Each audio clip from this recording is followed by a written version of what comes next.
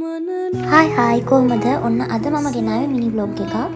ඉස්සෙල්ලාම මමගේ අයිබ්‍රෝස් කරගන්න සැලොන් ලියෝ එකට තමයි ගියේ.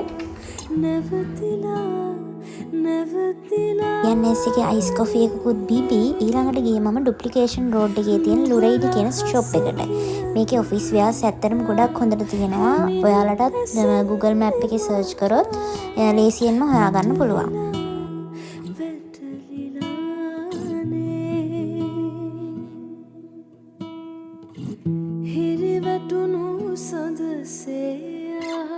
මට ගියේ මොනහරි බොන්න කියලා හිතාගෙන මහානාම ඉස්සරහා තියෙන චයිනීස් කුසින්ස් තියෙන ෂොප් එකට.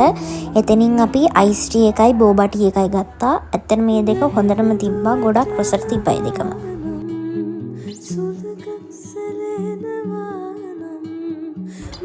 ඊළඟට මේකත් බීලා ඉවරලා අපි ගියේ නුගේගොඩ කැන්ඩි එකට. ආයෙත් මිනි බ්ලොග් එකක් අරන් එනකම් අදට ගිහින් යන්න බයි.